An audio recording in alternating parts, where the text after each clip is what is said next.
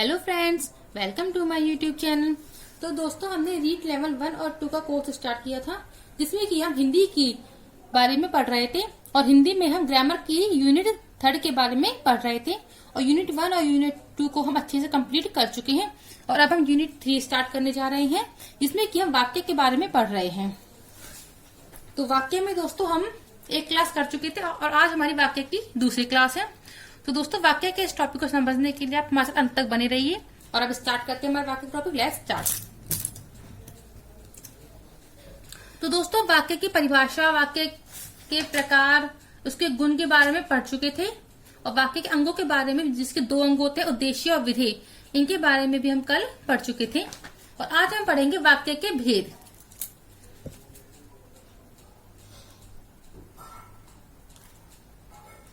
वाक्य के भेद। तो देखिए, वाक्य के होते हैं 2 प्रकार के भेद। एक तो होता है हमारा रचना के आधार पर,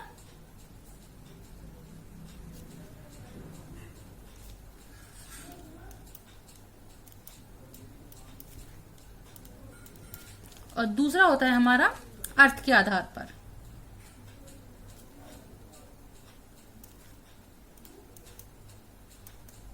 हम इन दोनों के बारे में पढ़ेंगे आज। रचना के आधार पर होते हैं वाक्य के 3 प्रकार और अर्थ के आधार पर होते हैं वाक्य के 8 प्रकार। अब देखिए, अगर हमसे पूछे वाक्य के भेद कितने होते हैं तो हम बताएंगे 2। लेकिन अगर हमसे पूछे वाक्य के कुल भेद कितने होते हैं, वाक्य के कुल भेद, तो हमारा आंसर होगा 3। और इसमें तीसरा प्रकार है क्रिया के आधार पर, जिसे हम वाच्य कहते हैं। कृतवाच्य, कर्मवाच्य और भाववाच्य। तो देखिए, 2 तो यही हो गए, लिख लेते हैं। लेकिन एक बार हम पहला है हमारा, इसमें तो आएगा 2, इसमें आएगा 3। पहला है रचना के आधार पर, दूसरा है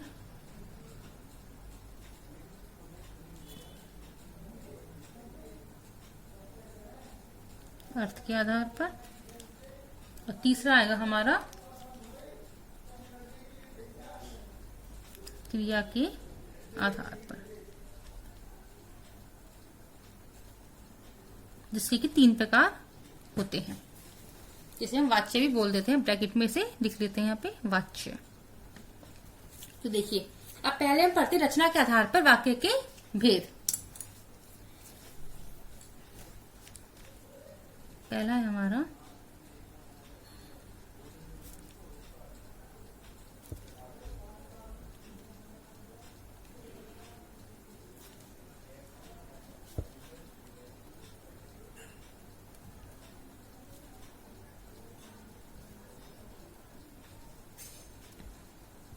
तीन प्रकार होते हैं इसके। कौन कौन से हैं देखिए। पहला है हमारा साधारण या सरल वाक्य, दूसरा है मिश्र वाक्य,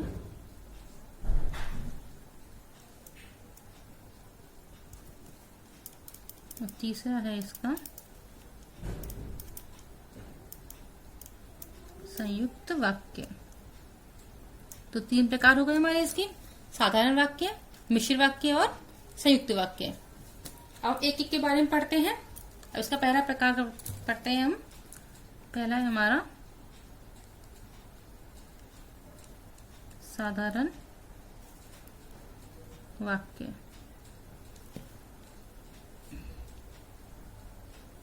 देखिए, साधारण वाक्य क्या है, परिभाषा लिखते हैं इसमें। जिस वाक्य में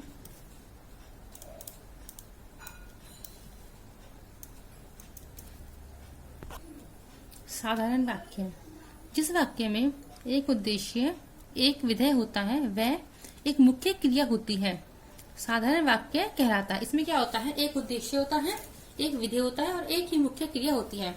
उद्देश्य और विधेय के बारे में हम कल की क्लास में पढ़ चुके हैं। तो ये इसको आपको पता होगा कि उद्देश्य क्या होता है, विधेय क्या होता है। एक बार फिर भी देख लो, उद्देश्य क्या होता है, जो कर्ता होता है वो हमारा उद्देश्य होता है, और कर्ता के बारे में जो कुछ भी कहा जाता है वो हमारा विधेय कहलाता है। अब देखिए, भगत सिंह ने आजादी की लड़ाई लड़ी।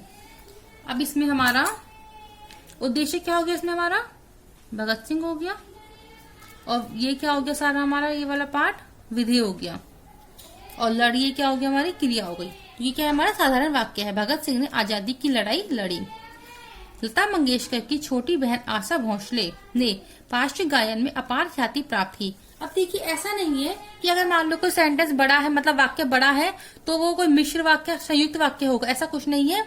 अब देखिए, इसमें लता मंगेशकर की छोटी बहन आशा भोसले। अब देखिए, आशा भोसले क्या है, हमारा उद्देश्य है। उद्देश्य का विस्तार क्या हो गया, हमारा लता मंगेशकर की छोटी बहन, ये हो गया उद्देश्य का विस्तार, मतलब कि ये पूरा हमारा उद्देश्य हो गया, और ये क्या हो गया, हमारा विधेय हो गया। तो ये क्या है, हमारा साधारण वाक्य है।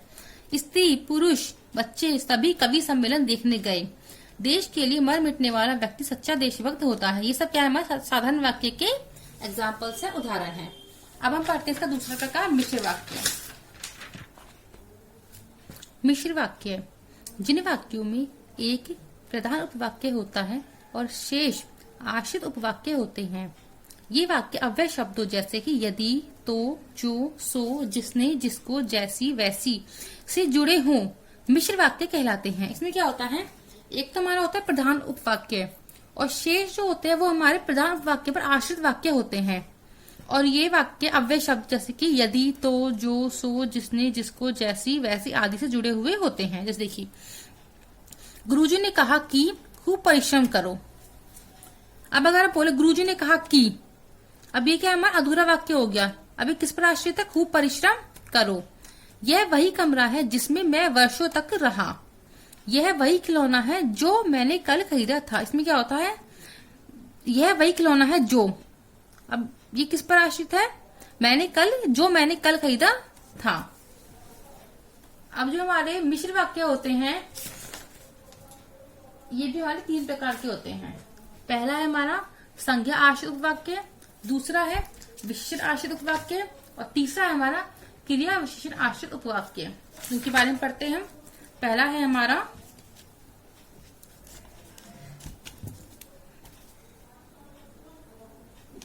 संज्ञा आश्रित उपवाक्य। इसको लिख लेते हैं एक बार हम।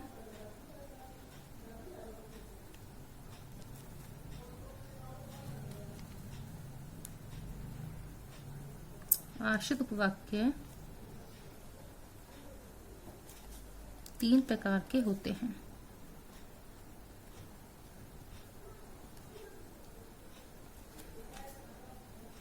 पहला पढ़ते हैं संज्ञा आश्रित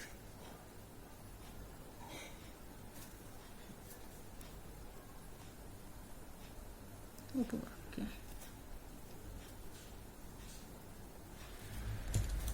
इसमें क्या होता है, जो उपवाक्य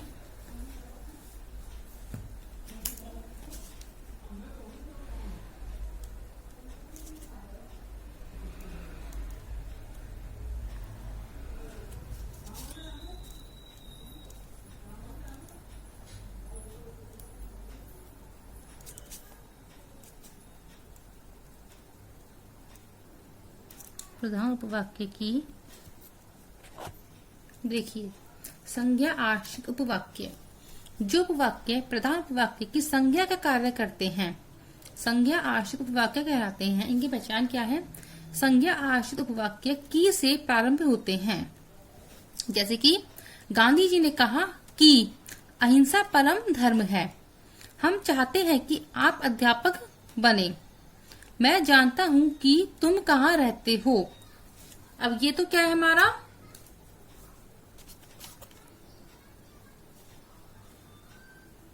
संज्ञा आश्रित वाक्य।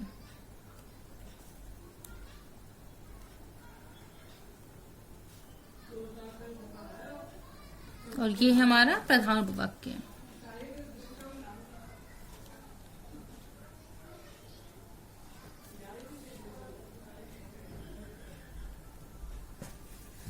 ऐसे इसमें देखते हैं तो हम चाहते हैं, ये हमारा प्रधान उपवाक्य। आप अध्यापक बनो, ये हमारा संज्ञा आश्रित उपवाक्य। मैं जानता हूँ प्रधान उपवाक्य। तुम कहाँ रहते हो संज्ञा आश्रित उपवाक्य। अब दूसरा प्रकार देखते हैं हम। दूसरा है हमारा विशेषण आश्रित उपवाक्य।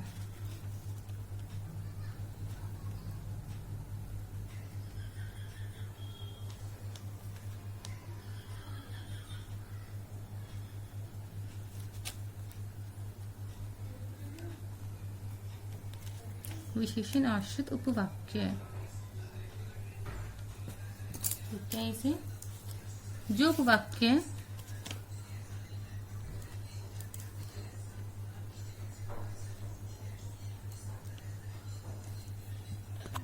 देखिए, विशेषण आश्रित उपवाक्य जो उपवाक्य प्रधान उपवाक्य की विशेषता बताते हैं उन्हें विशेषण आश्रित उपवाक्य कहते हैं। जैसे देखिए, पहचान क्या है ऐसी? ये उपवाक्य जो जिसे जिसने जैसी जब आदि से प्रारंभ होते हैं। तो देखिए एग्जांपल्स। जो विद्वान होते हैं उनका सभी आदर करते हैं। जो विद्वान होते हैं उनका सभी आदर करते हैं। अब इसमें हमारा प्रधान वाक्य कौन सा है? ये वाला। ये है हमारा प्रधान उपवाक्य। अब जो विद्वान होते हैं ये क्या है? इस वाक्य की विशेषता है। तो ये क्या है हमारा? विशेषण आश्रित उपवाक्य।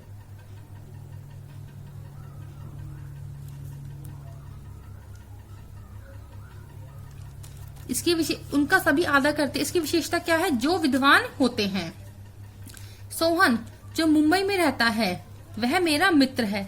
अब मित्र की विशेषता क्या है? मुंबई में रहता है। तो ये क्या है? हमारा प्रधान उपवाक्य है और ये हमारा विशेषण आश्रित उपवाक्य है।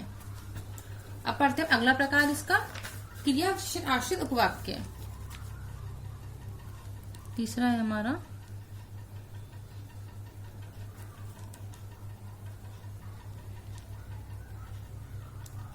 क्रिया विशेषण आश्रित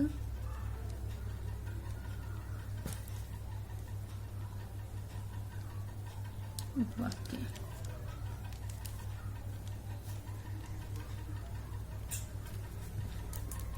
देखिए, जो उपवाक्य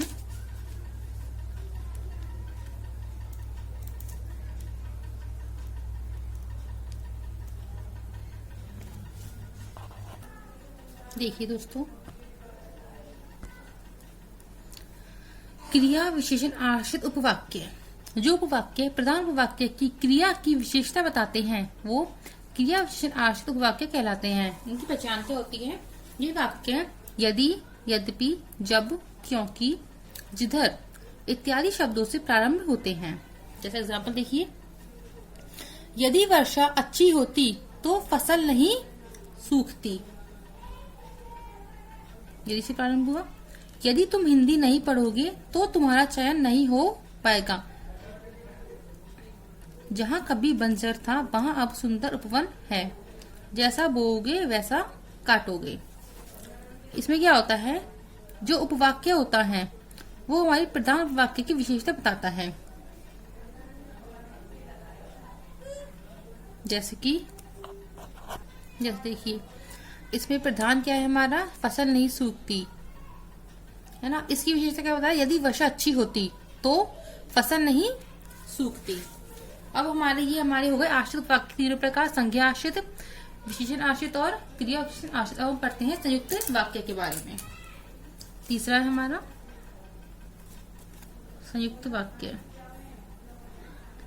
पहला था हमारा सरल वाक्य, दूसरा था हमारा मिश्र आश्रित वाक्य और तीसरा है हमारा संयुक्त वाक्य। जब दो या दो से अधिक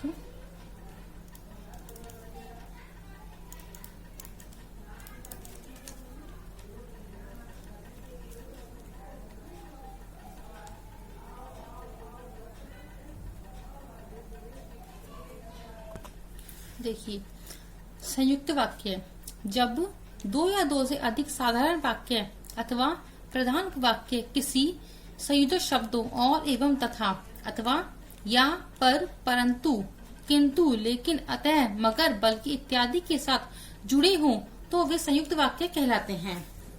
जैसे ना सरल वाक्य था उसमें तो हमारी एक ही क्रिया होती थी, एक उद्देश्य और एक ही विधेय होता था। लेकिन संयुक्त वाक्य में हमारे एक से अधिक उद्देश्य, एक से अधिक विधेय और एक से अधिक क्रिया हो सकती है, होती ही है। जैसे एग्जाम्पल देखिए, रमा खाना खा रही है और दूध पी रही है। अब देखिए इसमें ना उद्देश्य तो हमारा एक ही है, उद्देश्य हमारा एक ही, लेकिन जो हमारी क्रिया है वो क्या है, हमारी दो है, एक तो खा रही है और एक पी रही है, और ये हमारे और से जुड़ रहा है, तो ये हो गया हमारा संयुक्त वाक्य। मजदूर मेहनत करता है परंतु उसे लाभ नहीं मिलता। अब ये दो वाक्य है, मजदूर मेहनत करता है उसे लाभ नहीं मिलता, ये हमारे परंतु से जुड़े हैं। राम खेल रहा है और सलमान सो रहा है तथा रमेश खाना खा रहा है। तीन क्रिया हो गई, खेलना, सोना और खाना खाना। मोहन आया और चला गया, और से जुड़ रहा है, तो ये हो गया हमारे संयुक्त वाक्य के उदाहरण। तो दोस्तों आज के लिए बस इतना ही। अगली क्लास में पढ़ेंगे हम अर्थ के आधार पर वाक्य के भेद और क्रिया के आधार पर वाक्य के भेद।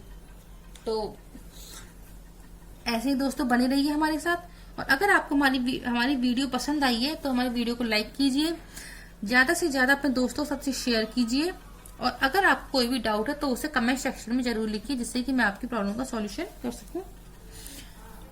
और हमारे चैनल को सब्सक्राइब करना ना भूलें, और साथ ही साथ बेल आइकन भी दबा दें, जिससे कि जैसे ही मैं कोई नई वीडियो लेकर आऊं तो उसका नोटिफिकेशन आपके पास सबसे पहले पहुंच जाए।